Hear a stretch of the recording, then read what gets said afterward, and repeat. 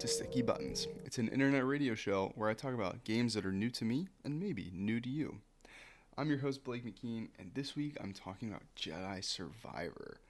This is a game that I've talked about before on the show, and man, I'm just so excited to get into it today.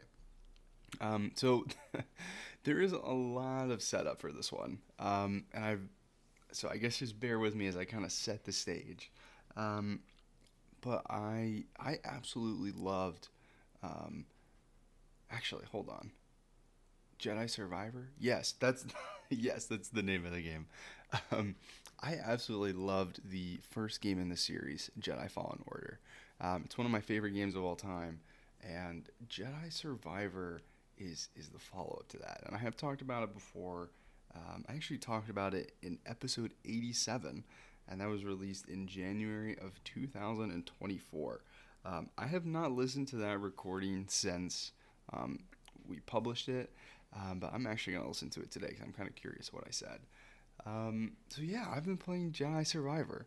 I've been waiting to replay it for a long time, and I finally felt the urge recently. And kind of, it really, I had a bunch of plans. I had a couple episodes planned, and I really was not expecting this to happen, but I kind of like felt like that I wanted to play it on a whim, and I jumped into it, and man, I am just so happy that I did.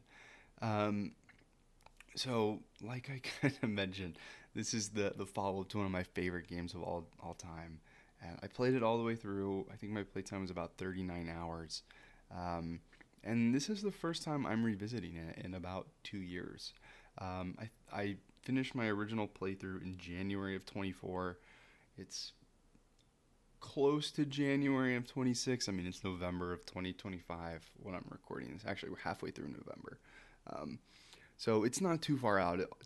It's been about 2 years since I've played this game, and to kind of set the stage, when I played it originally, I was feeling a ton of pressure just to like it and also to get through it and to kind of rush through it to see the end of the story, just to kind of see what was there, and just I don't know, just feeling that pressure to like also not get it spoiled for me. It was just a lot. I feel like I kind of put a lot on myself and a lot on the game at the time, and I didn't have like an ideal experience playing through it. And then I also was consuming a ton of Star Wars media at the time. I'm a huge Star Wars fan, and I just got hit with this like huge wave of Star Wars fatigue, and I haven't touched anything Star Wars since this game. And I think that this game actually, and like me just like pushing myself through this game, really added to my Star Wars fatigue. So it's just like a Star Wars buffet that was just too much Star Wars for me. Um, it's funny because I recently got Star Wars Outcast on sale a few months ago, and I started playing it. I was enjoying it, but I was like, man, I'm just not ready to anything. I'm not ready for anything Star Wars yet. So I walked away, and so that's why I was kind of surprised that like kind of on a whim, I was like, I want to replay that game. And I'm just surprised that like there's so many new games and new experiences that I want to have that I'd hardly ever replay a game. But if I ever like really feel a strong urge to do so, I'm gonna jump in. And I'll jump in, and that'll kind of be it. I'll be like, oh yeah, this was fun. I'll jump into my old playthrough, maybe do one or two things. Um, but I feel like I don't know, for whatever reason, like starting a new game plus always feels like such like a big, like it almost just feels like a burden. I don't know. It seems like it's just a huge commitment. But for whatever reason, just on the on a freaking whim, just new game plus. And I've just been having I've been having an amazing time.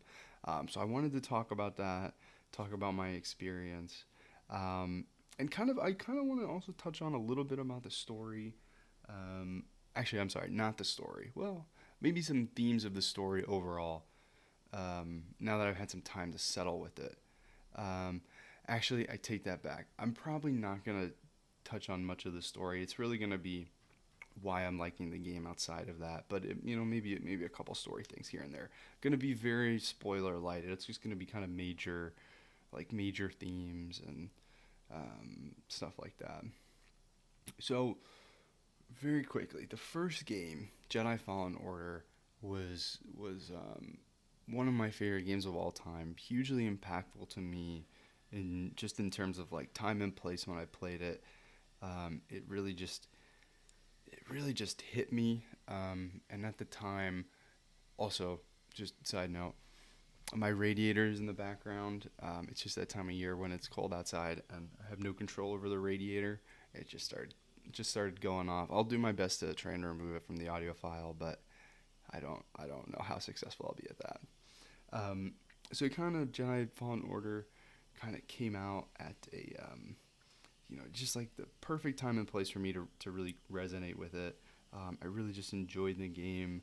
It really, for me, it really just encapsulated, what what it should feel like to be in a Star Wars universe and a Star Wars story.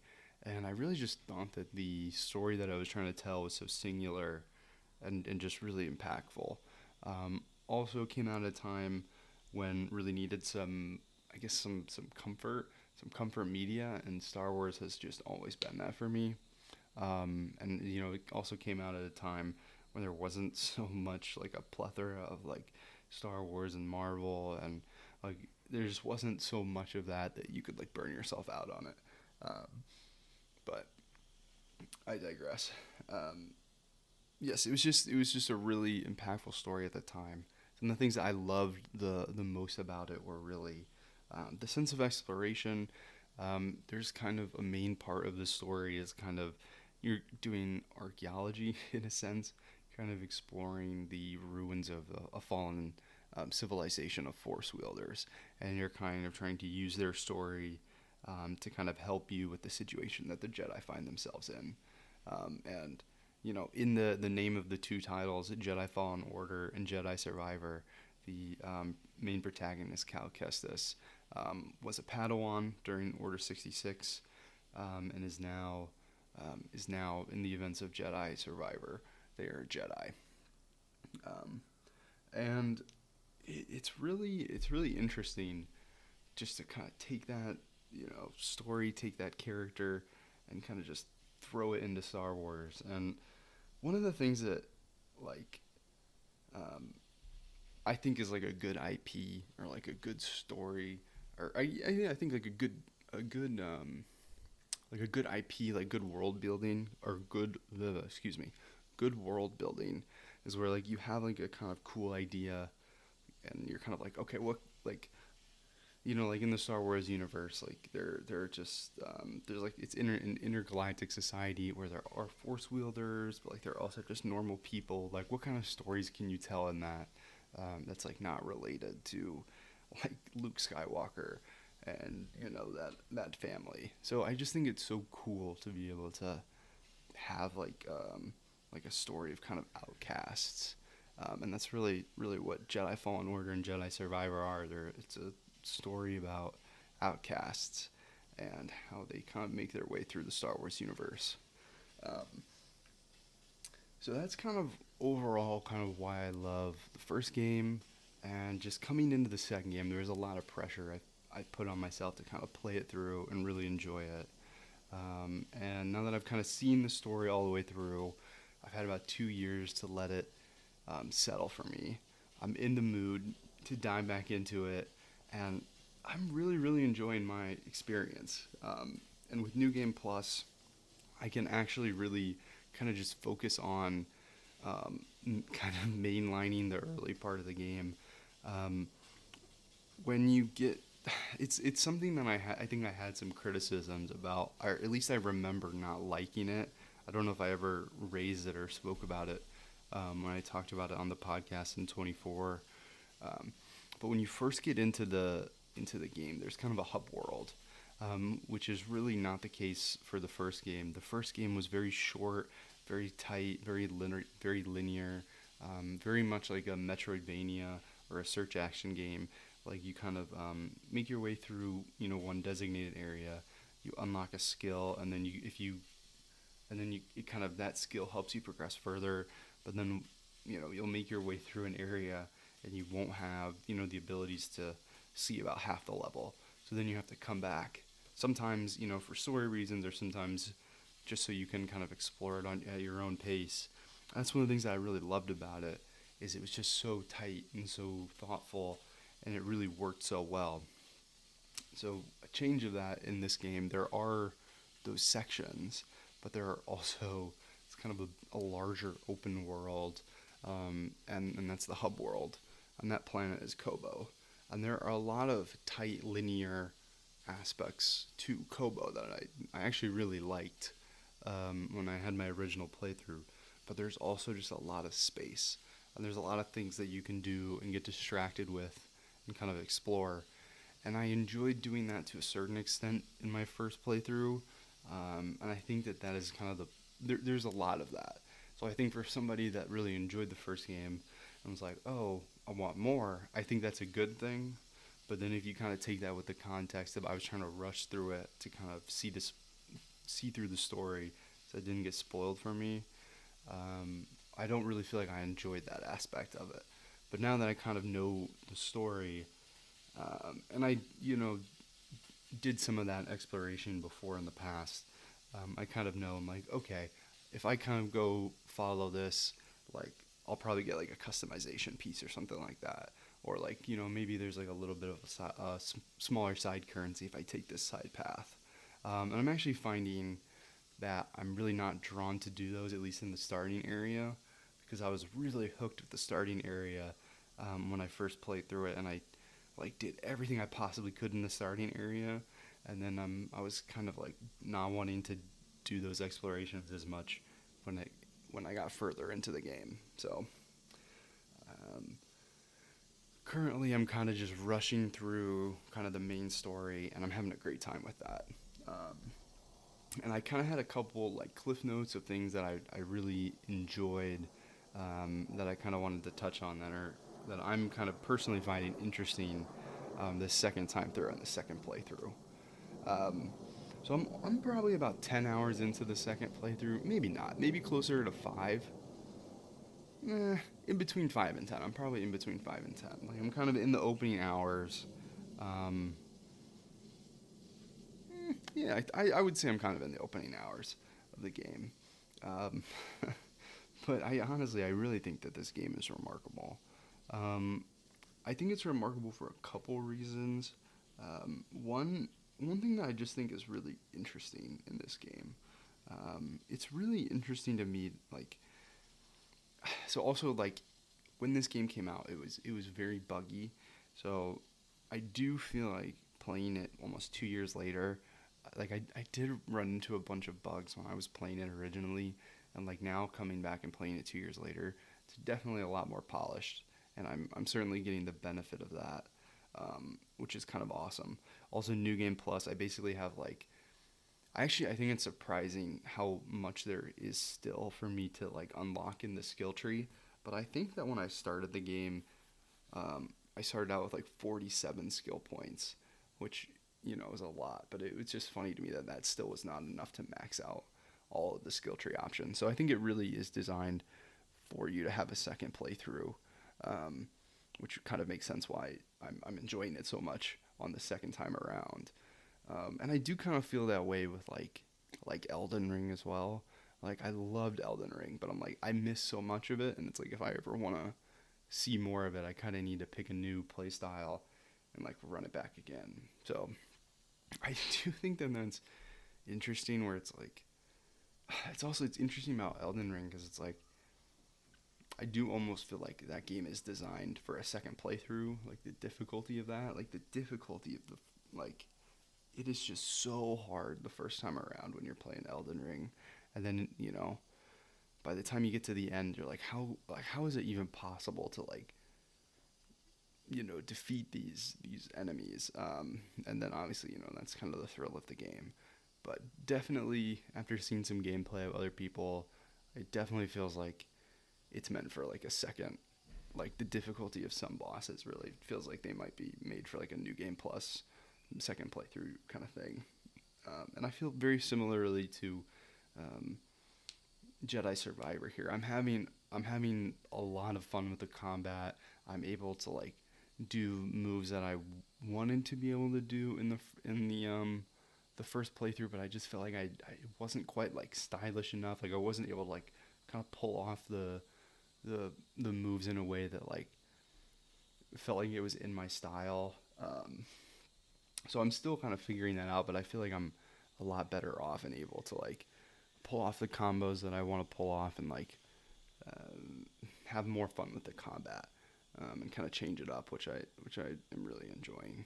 Um, so one of the things that this game has that's different from the first game is there's a lot of stances, which is just you know the normal stance is just a single lightsaber, which is what you had in the first game, and then if you did a side quest that at the beginning it's a side quest, but then it ends up becoming part of the main quest.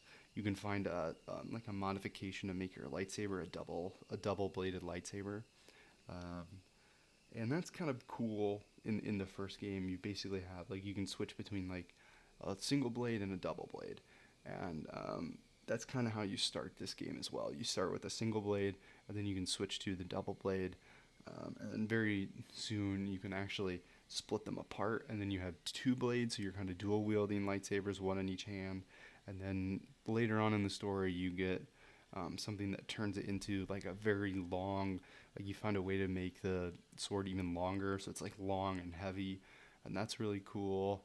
And then you get a blaster too, so you can dual wield a blaster and a lightsaber, and it's honestly all these kind of different styles.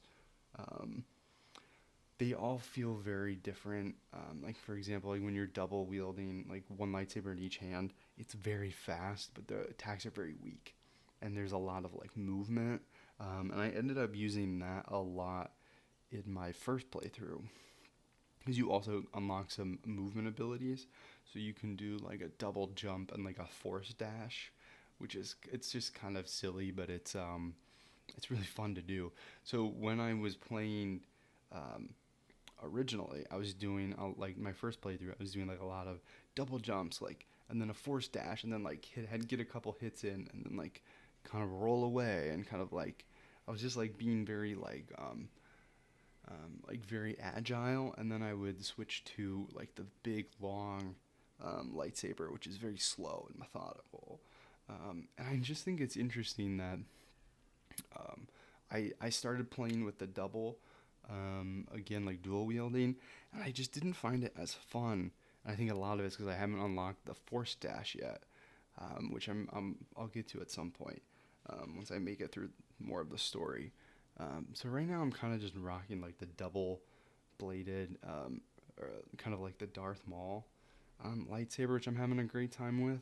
And I'm actually, funny enough, I'm having fun with just the single stance, like just the original, like one lightsaber, which I really, just because there is so many options, I just didn't really explore that in the first playthrough. So I'm having a lot of fun, trying new things. And also something that you get it once per save. So I've already used it this save, but you have a chance to reset the skill tree. So when you start out in New Game Plus, you have all of your, you basically get all of your skill points that you can reallocate. And there was one stance, the one with the blaster.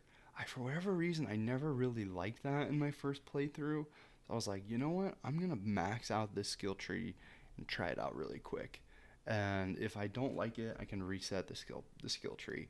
And I maxed it out, and I like played around with it for about an hour, and I was like, you know, I don't think that this playstyle is for me. I just don't like it. It's not. It doesn't really fit with how I like to play this game. How I like to kind of move around the combat. And like I've seen some like really cool clips of people using it, um, like since the game has come out. But I just, for whatever reason, I just don't. I don't think it's for me. And I actually think that thematically, how I view the character, they would kind of use that stance as a last resort. So I think it's okay for me to kind of ignore that for the moment, and then maybe once I've maxed out everything else, um, I'll, I'll I'll unlock that one in the skill tree. Um, but yeah, I'm really having a great time with the combat.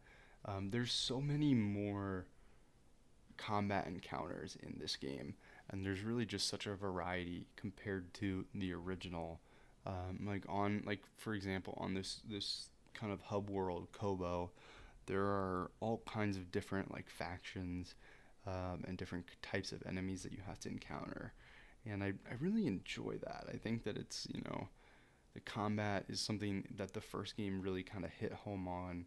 And it was kind of I think people really liked it because it is very similar to a Souls-like. And it's like, oh, that's kind of how it would feel like to play as like a Jedi Knight. So I just think that like that Souls-like formula in the combat really translates well to like the story of being like a Jedi and a Padawan, but also just feels sick. I will say that the with so many different stances though, I do kind of feel like I don't know. I guess I, I'm I had a thought and I kind of second guessed myself, but let's just kind of see where this goes. I was gonna say that it feels a little God of War-y, where it's kind of like, oh, you have a lightsaber, just hit it and hit like um, like you just kind of button mash and you'll eventually get it. Um, that's what I was gonna say, but I take that back because a lot of enemies they have the like a guard counter, or that's not what it's called. I think it's called like a stamina bar, kind of similar to um, how the combat is in Sekiro, and yeah, so there's kind of a health bar and then there's a stamina bar, and you have to break the stamina bar, or you don't have to, but there are ways around it. But the best way to deal damage is to break the stamina bar. So I take it back. I think that after playing the game once, I just think that you do get better at the combat, and I take back that initial thought, and now that I'm playing it a second time, um, I do think that I have gotten better at it, and I kind of have a little bit better idea in my mind of how I want to play it and how I want to, like how I want to add like my own personal style into the combat as well. So, really having a really fun time um, with the combat, and I guess what I was kind of leaning into with the different types of enemies, the different factions. Um, there's a ton of different Star Wars eras here, and I just think it's remarkable. Like that's one of the things that has really caught me by surprise is how remarkable I think um, all these enemy types from different Star Wars eras really fit so well into this game. So, for example, um, there's a Lucre Hauler on this planet that's kind of the hub planet. Which, if you don't know what that is, that which is you honestly, if you don't, that's probably for the best. But a Lucre Hauler is one of those um, like separatist ships from the prequel trilogy, the Clone Wars, which is like the big circle, and they like transport the droid army. So it's basically like if you remember in the third Star Wars movie when Obi-Wan Kenobi fights General Grievous, those like big circular ships that kind of rise out of the planet, or in the second movie when they're on Geonosis and there's like those big circle ships. That's what a Lucre Hauler is, and there's one of those. Honestly, it's ridiculous that I know that. um, I should probably reflect on that one. um, but there's one of those on this planet, and it had clearly been here since the Clone Wars. Um, and there's a faction present on this planet, and they're called the Bedlam Raiders. So it's kind of just like a gang, and yeah, kind of just like a gang. I mean, when this planet that you're on, Kobo, it's in the Outer Rim, kind of outside of the scope of Imperial control. Although the Imperials are trying to make a presence there, or trying to kind of set up maybe regional outposts. It's very much in the Outer Rim, and these Bedlam Raiders are really kind of the um, I don't know if you want to call it like sheriffs. They're like a gang. Yeah, I mean they're raiders are in the name. So they're kind of just like a band of outlaws that kind of exist in a lawless planet. Um, and they do kind of have a head honcho, um, which is kind of relevant for story reasons. But like I said, I don't really want to get into that kind of story spoilers here. Um, so there's this group called the Bedlam Raiders. They kind of took over this Lucre Hauler, and they like sliced and reprogrammed the battle droids and the um, are they called battle droids? Now I'm second guessing this. All the droids from the Separatist army. So you've got all kinds of enemies from the Clone Wars era, which is just fascinating that like you could be going up against these Bedlam Raiders and they have like battle droids from the Clone Wars, and I just think it's cool that you get those two, um, like those kind of like the factions from the Clone Wars and like a present like a new enemy type. And then, like I said, the Empire is trying to set up like outposts here, so there's also Empire enemies, or enemies from the Empire. Um, and I just think that that's interesting. There's also something that I kind of bristled at in the my first playthrough.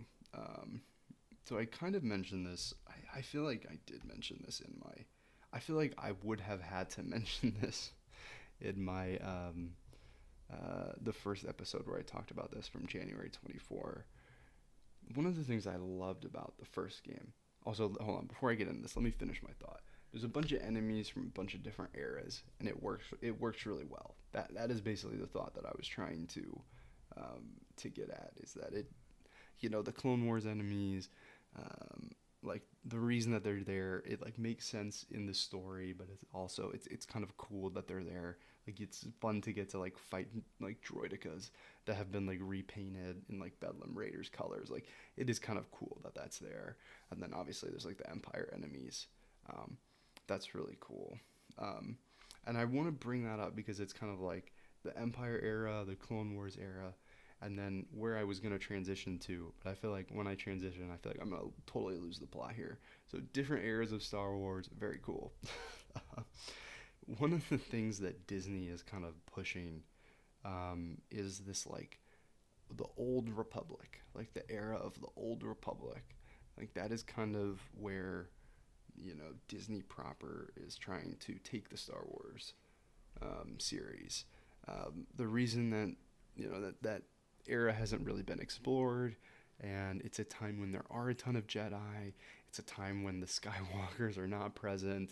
So it makes a lot of sense that from Disney wanting to continue to do things with the Star Wars IP and kind of failing to do so in the modern era of Star Wars, that they want to go back and they want to tell stories in that time.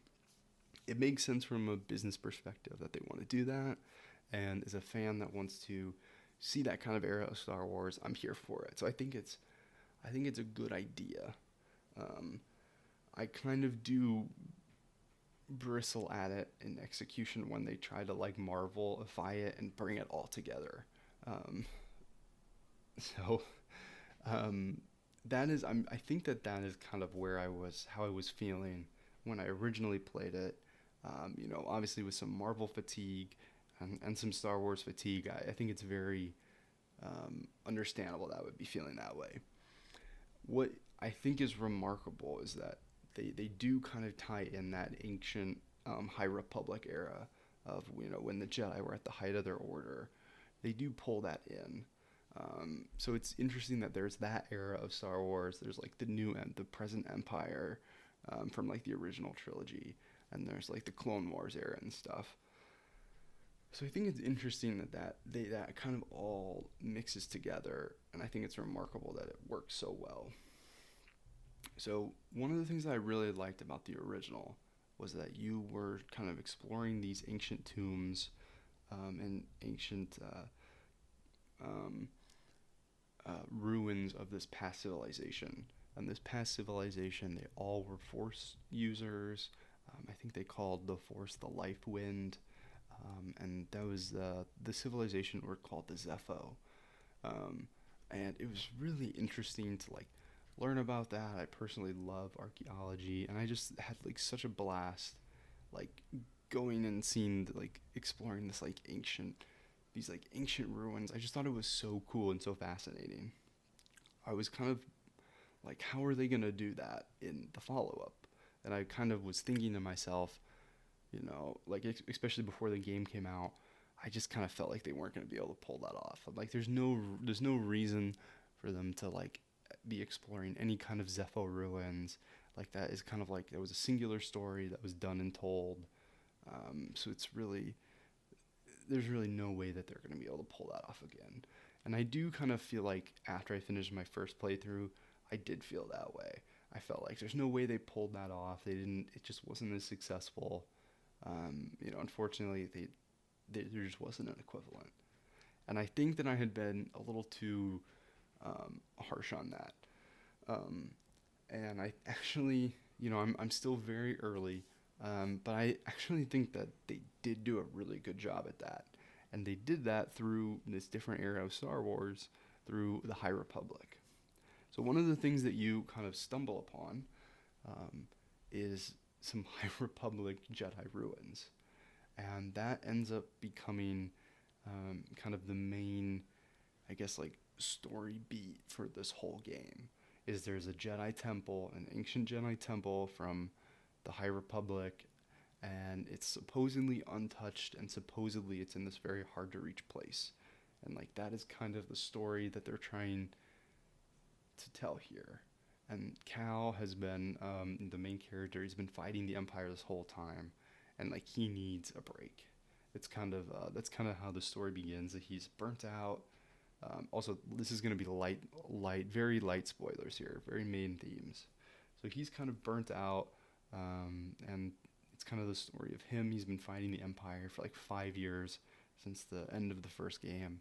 He has a crew, and things don't go well. And he's like, I need to rest. I'm burnt out. I need a place where I can like train, kind of have a respite. But it's like, where could I possibly find a place like that? Like even here in like this one of the most remote places of the galaxy, like the Empire is still, encroaching here. There's these Bedlam raiders. Like I cannot find peace. And then he kind of stumbles into these ancient Jedi ruins and learns of this Jedi temple that is kind of in a place that is unnavigable by somebody that doesn't use the Force. So he's like, this might be my chance. This might be my shot. And I think there are a couple other competing factions. The Bedlam Raiders, for example, they would like to also have access to this so that they can have, a hideout that is inaccessible. And the Empire also catches wind of this. So now it's kind of this race to find this Jedi Temple for all three of these competing factions. And that's really what the story's about. Like the main high level like Star Wars story that they're trying to tell. That is what the game is about. I don't actually think that's what the game is about, but that is like the game story. So man, I just like now that I am kind of replaying this again and I kind of know where the story ends, I'm getting to kind of see this through a new lens and appreciate that like exploring these archaeological ruins instead of exploring these archaeological ruins of a past civilization, you're now exploring these kind of ruins of the High Republic, from from the Jedi Order of the High Republic. And I think that like I said, I was kind of bristling at the idea of that. I was like, this doesn't really feel very honest to the story. This kind of just feels like Disney's trying to push this in here. Which I actually think it does work out pretty well. And I think that I'm kind of in this like unique, I guess I'm like in a unique brand of Star Wars fan where I just like know way too much. And I think that I've kind of like taking a step back. Like I haven't really consumed like any Star Wars stuff in 2 years. I kind of just like stopped paying attention to the news. I think there's been a couple shows that have come out. I just haven't watched them, and like just this like kind of taking like a Star Wars detox has really like made me kind of feel like, okay, I actually kind of appreciate that there is a way that you can still have this like exploration and this like exploring these like ruins that are kind of like core to the series in a way that's like authentic to the story and authentic to this game and unique to this game as opposed to the first one. So I actually think it works very well in the moment at least. Still kind of early days in my replay through, but I really like that.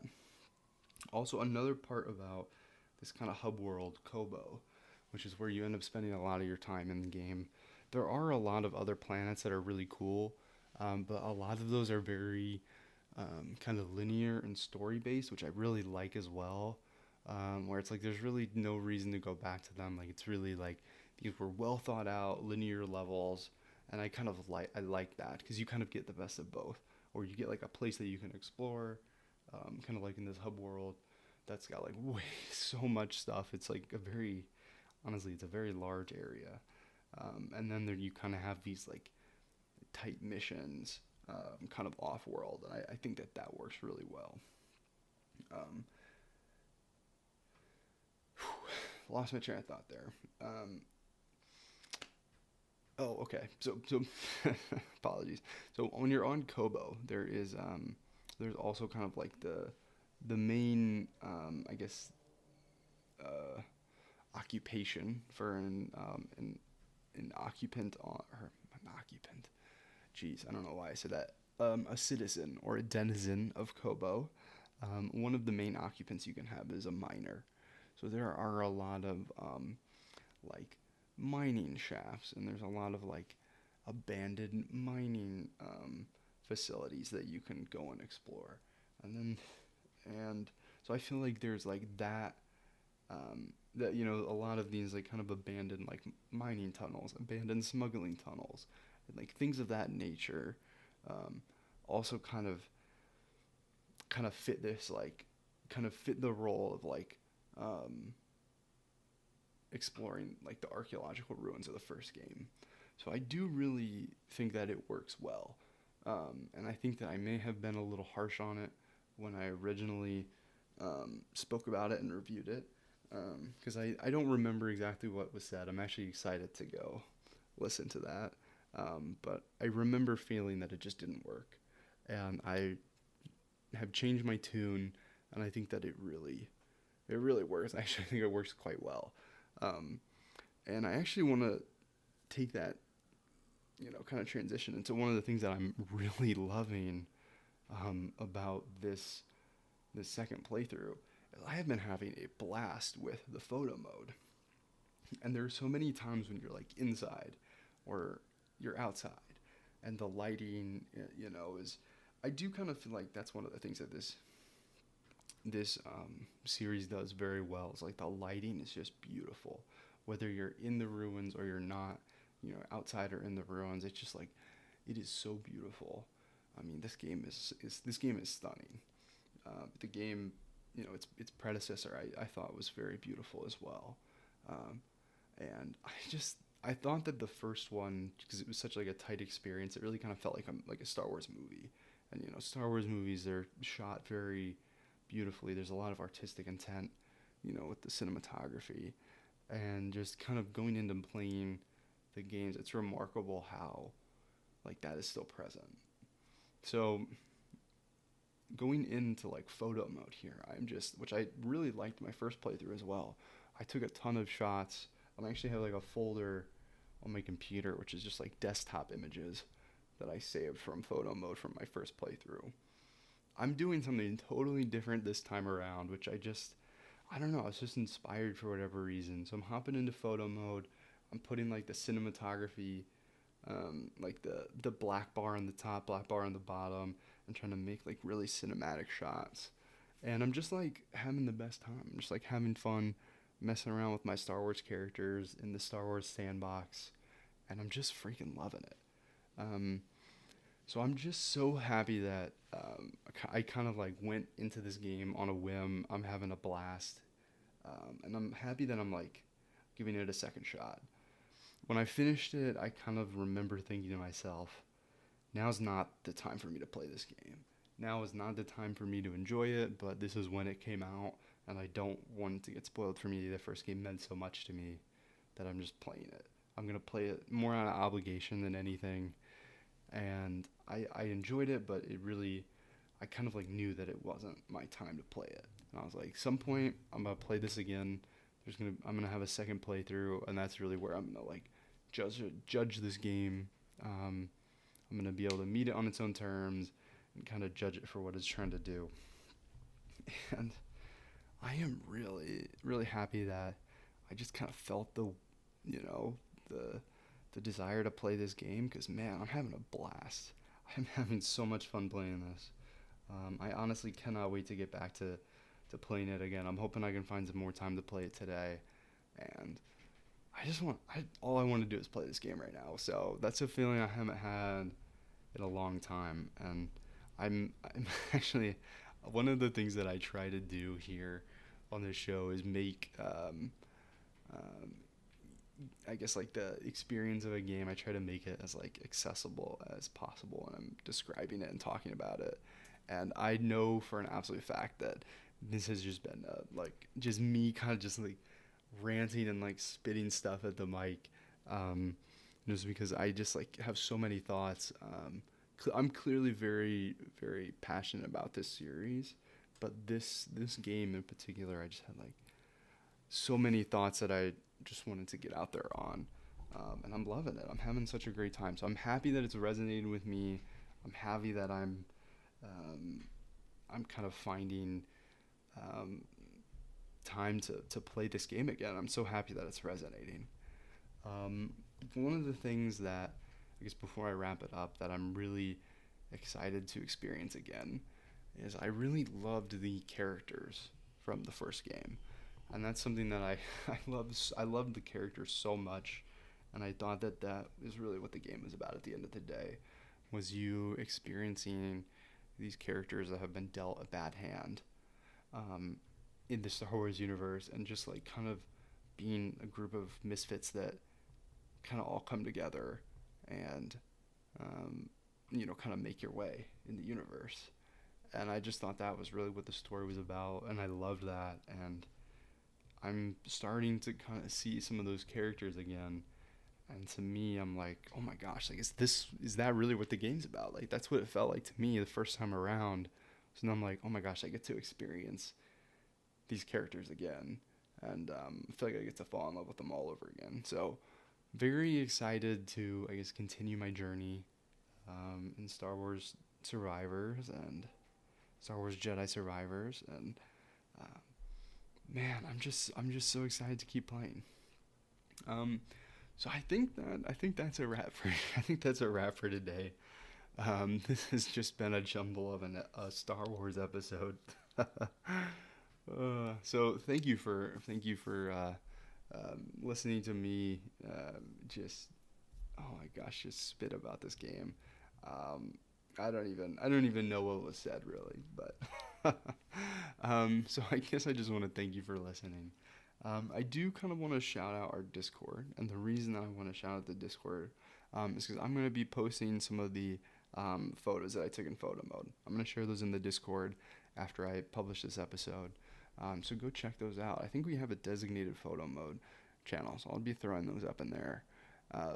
So check those out. I've been having such a blast. I've been throwing up the film grain, just like trying to make the shots look super cinematic. So feel free to download those, use them as a phone background, do whatever with those. But man, Star Wars Jedi Survivor. Well, thank you so much for listening. Join the Discord. It's free to join. I guess follow us on TikTok as well. You know the drill. The best way to help me is to share this episode with a friend. Maybe a friend that checked out Jedi Survivor and bounced as well. I don't know. It's a pretty good game. Really enjoying it this second time around. And I will catch you in the next one.